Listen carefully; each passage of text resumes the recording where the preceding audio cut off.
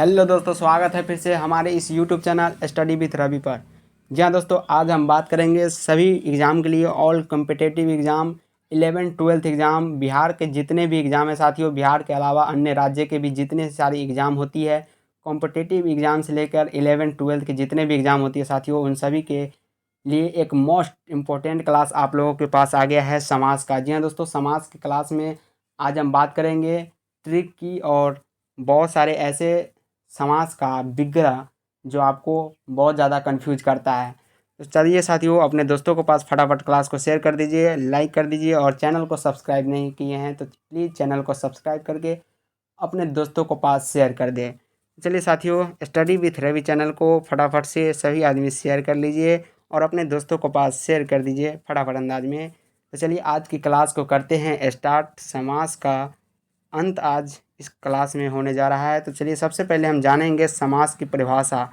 जी हाँ, सबसे पहले हम किसी काम को करते हैं तो उसकी पूरी डिटेल्स जानते हैं, यानी उसकी परिभाषा जानते हैं। तो समास की परिभाषा क्या कहता है साथियों, समास की परिभाषा क्या कहता है, लाइन टू लाइन पढ़ेंगे और आपको समझाएंगे। तो साथियों, समास की परिभाषा यहाँ पर कहता है कि दो या दो से अधिक शब्दों के योग से नवीन शब्द बनाने की विधि क्रिया को समास कहते हैं। इस विधि से बने शब्दों का समस्त पद कहते हैं। जब समस्त पदों को अलग अलग किया जाता है तो इस प्रक्रिया को समास विग्रह कहते हैं। दोस्तों, जैसे कि समाज हो गया, मान लीजिए समाज, और इसको अगर तोड़ देंगे, समाज और अज कर देंगे तो क्या हो जाएगा, समाज हो जाएगा। और इसको अगर जोड़ेंगे तो समाज हो जाएगा।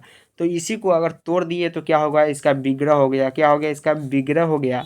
तो फिर से एक बार आप लोग अंडरलाइन करके पढ़ेंगे कि दो या दो से अधिक, क्या, दो या दो से अधिक शब्दों के योग से नवीन शब्द बनाने की विधि। सबसे पहले दो या दो से अनेक शब्दों को जोड़कर नवीन शब्द बनाने की विधि को समास कहते हैं। और इस विधि से बने शब्द का समस्त पद कहते हैं।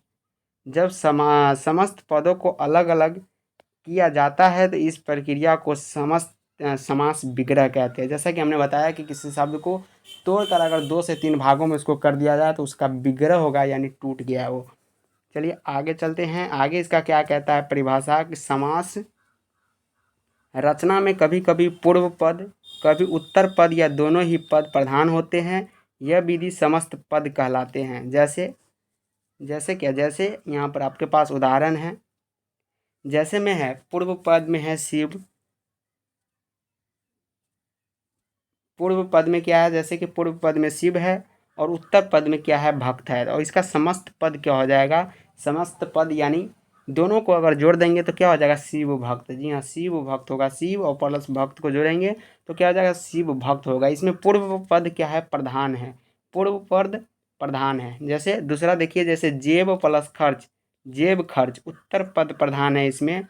और इसमें भाई बहन दोनों पद प्रधान है इसमें। और चतुर और भुज का चतुर्भुज, विष्णु जिसे कहते हैं, वो अन्य पद इसमें प्रधान होता है। आगे चलिए, आगे क्या कह रहा है कि परस्पर संबंध रखने वाले दो या दो से अधिक, क्या, परस्पर संबंध रखने वाले दो या दो से अधिक शब्दों या पदों के मेल योग को समास कहते हैं। इस प्रकार एक स्वतंत्र शब्द की रचना होती है। उदाहरण के लिए रसोई घर, देववासी, चौराहा आदि। सभी आपको याद कर लेना है। अपने सपनों को करना है साकार तो स्टडी विथ रवि चैनल को अभी सब्सक्राइब करें, अपने दोस्तों को पास शेयर कर दे और अपने जितने भी ग्रुप है उसमें फैला दे। सपनों को करना है साकार। तो चलिए आगे, जैसा कि आपके पास ये रिपीट हुआ है, रसोई घर, देशवासी और चौराहा आदि। हिंदी में समास के 6 भेद होते हैं। कितने भेद, 6 भेद होते हैं। चलिए, हिंदी में समास के कितने भेद होते हैं साथियों, 6 भेद। पहला अव्ययभाव समास, दूसरा तत्पुरुष, तीसरा द्विगु समास, चौथा द्वंद्व समास, पांचवा कर्मधारय समास और डी यानी छठा बहुव्रीहि समास। ये समास के 6 भेद आपके स्क्रीन के सामने रहा। इसको आप स्क्रीनशॉट ले सकते हैं। हिंदी में समास के कुल 6 भेद होते हैं। चलिए पहला अव्ययभाव समास के बारे में बात करते हैं। अव्ययभाव समास क्या है, इस समास में पहला पद अव्यय होता है। क्या होता है, अव्यय होता है और यही प्रधान होता है। जैसे भर पेट, पेट भर को क्या कहते हैं, भर पेट। यथा योग्य योग्यता के अनुसार को यथा योग्य, प्रतिदिन यानी हर दिन, अजन्म यानी जन्म भर, आजीवन यानी जीवन प्रयत्न, एक मिनट, जीवन प्रयत्न, आमरण का यानी मरण तक यानी प्रयत्न, और बीजो बीच, क्या बीजो बीच यानी बीज ही बीच ही बीच में, और यथाशक्ति शक्ति के अनुसार। पीडीएफ इसका अगर चाहिए साथियों तो आप टेलीग्राम चैनल को ज्वाइन कर सकते हैं। डिस्क्रिप्शन में टेलीग्राम चैनल का लिंक दिया गया है, वहाँ आप जाके टेलीग्राम चैनल को ज्वाइन कर ले। रोज़ की क्लास की पीडीएफ वहाँ आपको दी जाएगी। चलिए आगे चलते हैं। तत्पुरुष समास को कैसे पहचानेंगे? तो तत्पुरुष समास क्या है? इस समास में प्रथम पद शब्द पद गौण और द्वितीय पद प्रधान होता है, उसे तत्पुरुष समास कहते हैं, जिसमें कारक चिन्हों का लोप हो जाता है यानी विलुप्त हो जाता है, और कारक तथा अन्य आधार पर तत्पुरुष को निम्नलिखित भेद होते हैं। चलिए आगे चलते हैं। कौन सा भेद होता है? पहला है कर्म तत्पुरुष को उपसर्ग, क्या इसमें को उपसर्ग आता है, विभक्ति कारक चिन्हों का लोप होता है। जैसे आपके स्क्रीन के सामने ये रहा, समस्त पद क्या है? बस चालक, बस को चलाने वालों को क्या कहते हैं? बस चालक। गगन चुंबी यानी गगन को चूमने वालों को, स्वर्ग प्राप्त यानी स्वर्ग को प्राप्त, और माखन चोर यानी माखन को चुराने वालों को क्या कहते हैं? माखन चोर कहते हैं।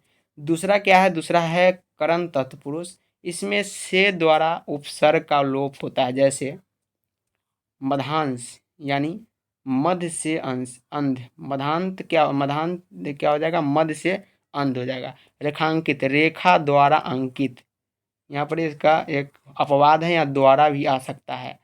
हस्तलिखित, हस्त से लिखित, यहाँ देखिए से आ रहा है, हस्त से लिखित। कृष्ट साध्य, कृष्ट से साध्य, यहाँ पर से आ रहा है। प्लीज़ अगर चैनल को अभी तक आप सब्सक्राइब नहीं किए हैं तो सब्सक्राइब करते जाइए, अपने दोस्तों को पास शेयर कर दीजिए ज़रूर। जैसे अगला है हस्तलिखित, हाथ से लिखित, हस्तलिखित। कष्ट सांध्य, कष्ट से सांध्य, से यहाँ पे इसका ज्वाइनिंग कर रहा है। तीसरा क्या है? संप्रदान तत्पुरुष, इसमें को के लिए परसर्ग को लोप होता है। जैसे द्विगु समास के बारे में बात करते हैं। इस समास का पहला पद संख्यावाचक विशेषण होता है और दूसरा पद शिष्य होता है। जैसे चौराहा, यहाँ पे तो चार राहों का समाहार यानी समूह कुछ क्या कहते हैं? चौराहा। त्रिभुवन क्या होता है? तीन भवनों का समूह त्रिभुवन। नवग्रह क्या होता है? नौ ग्रहों का समाहार। और त्रिवेणी क्या होता है? तीन वेणियों का समाहार। अगला चलते हैं। अगला कहता है द्वंद्व समास। इस समास में दोनों पद प्रधान होता है, तथा और या अथवा आदि शब्दों का लोप होता है। जैसे दोस्तों होगा डॉक्टर बनने का सपना साकार, कोई भी एग्ज़ाम दीजिएगा तो उसके आगे आपको डॉक्टर लगेगा ही लगेगा, क्योंकि आप सरकारी ऑफिसर बनिएगा। इसलिए हमने यहाँ पर लिखा है होगा डॉक्टर बनने का सपना साकार, स्टडी विथ रवि के साथ। जैसे यहाँ पर आपके पास एग्जाम्पल है साथियों, आय व्यय, आय और व्यय। माता पिता, तो माता और पिता यहाँ पे और लग गया।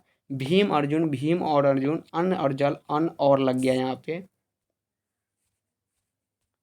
चलिए आगे चलते हैं। पांचवा बोल रहा साथियों कर्मधारय समास। इस समास में विशेषण का संबंध होता है, इसमें प्रथम पूर्व पद गुणवाचक होता है।